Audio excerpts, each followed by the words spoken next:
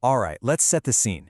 It's 2007. Steve Jobs walks out on stage at the Macworld conference, and he's about to, completely change the world.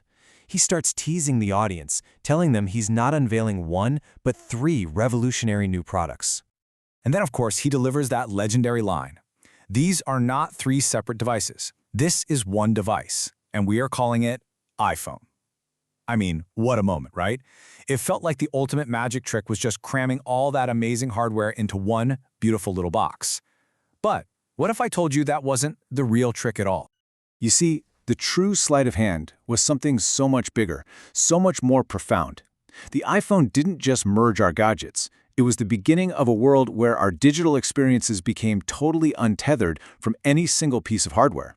I mean, think about it. Your Spotify playlists, your Netflix queue, all your messages, they follow you everywhere. From your phone, to your car, to your laptop, to your smart speaker, the experience is constant. The device? Well, that's just the doorway you happen to be using at the moment.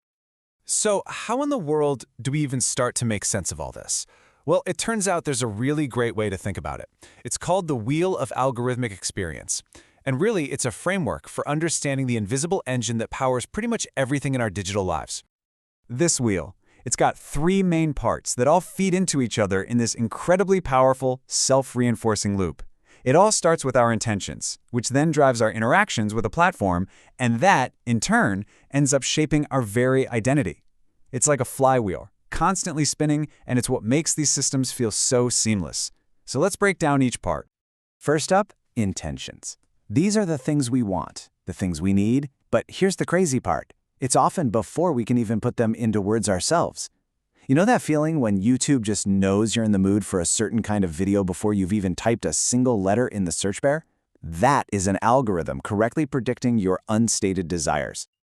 Okay, so those intentions, they lead to interactions. This part is all about the how. How are you actually using the service? Is it a tap, a swipe, a voice command? Now, this part of the wheel might seem pretty straightforward, but trust me, it is going through a massive, massive change right now. And that brings us to the final piece of the puzzle, identity. This is where it gets really deep. This is the point where the technology stops feeling like a tool that you use and starts feeling like a part of, well, you. It's when Spotify's algorithm doesn't just suggest new songs, it basically defines your musical taste. Or when Google doesn't just find answers, it feels like an actual extension of your own memory. The loop is complete.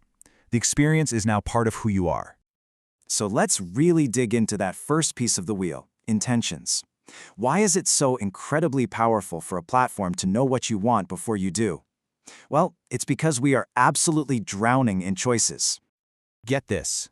It's estimated that the average adult makes somewhere around 35,000 decisions every single day. I mean, it's no wonder that leaders like Steve Jobs or Mark Zuckerberg famously wore the same outfit every day. They were just trying to eliminate one of those thousands of decisions to fight off that mental exhaustion. And if 35,000 sounds like an impossibly huge number, how about this one? Researchers at Cornell found that we make, on average, over 226 decisions just about food every day. It's completely exhausting. And this decision fatigue is the exact problem that algorithms are designed to cure. And they do it with a concept called anticipatory design. The idea here is actually pretty simple, but it's really profound. It says that if a system can reliably predict what you're going to want, it's actually better for you if it just gives you that one thing, instead of overwhelming you with 100 different options. And you see this literally everywhere. It's Google suggesting, hey, you should probably leave now if you want to make your next meeting. It's your Nest thermostat learning your schedule without you programming it. It's Netflix not showing you its entire massive library, but instead a tiny, curated list of things it's pretty sure you're going to love.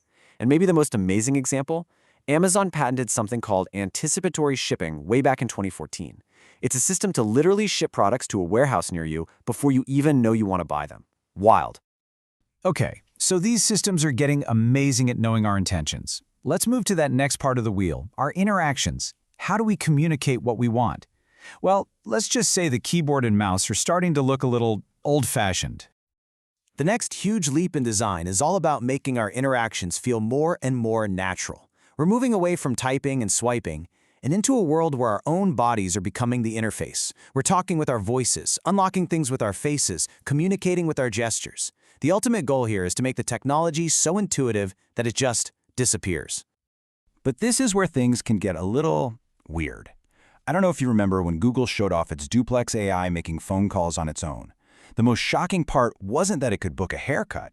It was that when the person on the other end of the line asked it a question, the AI paused for a second and went, just like a real person would when they're thinking. And that little it really highlights this crucial difference. It's the difference between a human-level interface and a human-like one. See, a human-level interface is great. It's useful, it understands us naturally. But a human-like one, that can be really unsettling. It tries to trick us into thinking it's a person, and that's when you fall into that creepy, uncanny valley. So, the wheel turns one last time. We've gone from anticipating our intentions to enabling these supernatural interactions. And now we get to the final and honestly the most profound stop on the wheel: identity. This is where algorithms stop just serving us and start actively shaping us. To really get this, we have to talk about something called a nudge. It's this brilliant idea from behavioral economics. The idea is you can influence people's choices, not by forcing them or taking away options, but just by subtly changing how the choices are presented. Here's a perfect, totally low-tech example. So at Google's New York office, they were a little worried that employees were eating way too many free M&Ms. So instead of banning them, they tried a little experiment. They just moved the M&Ms into opaque jars, and they put healthier stuff like nuts and figs in clear glass jars, right at eye level. So what happened? What was the result of that tiny little nudge? In just 7 weeks in that one office, employees ate 3.1 million fewer calories from M&Ms. They didn't take away the choice, but they dramatically changed the behavior. The thing is, these digital nudges are all around us now. It's your smartwatch buzzing to tell you to stand up and move. It's your future smart fridge keeping tabs on your diet. It could even be a smart toilet analyzing your health. It's even in our love lives. Tinder has a secret desirability score, an ELO score, just like in chess, that nudges you toward people it thinks are in your league, literally shaping who you meet. So what does this all mean? Where is this algorithmic future heading? Well, there are kind of two ways you can look at it. The pessimistic view is that we're seeing a massive loss of autonomy, that we're being subtly manipulated by these complex systems we can't see or control. But the optimistic view? It's that we're developing a kind of new data sense, a symbiotic relationship with tech that extends our own abilities in these incredible new ways.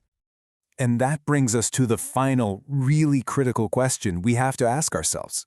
This wheel of experience, intentions, interactions, identity, it's spinning faster and faster every single day. These algorithms, they're becoming our co-pilots, our memory, our tastemakers. So as they continue to merge with our own sense of self, you have to wonder, how much of what we think of as me is still truly our own?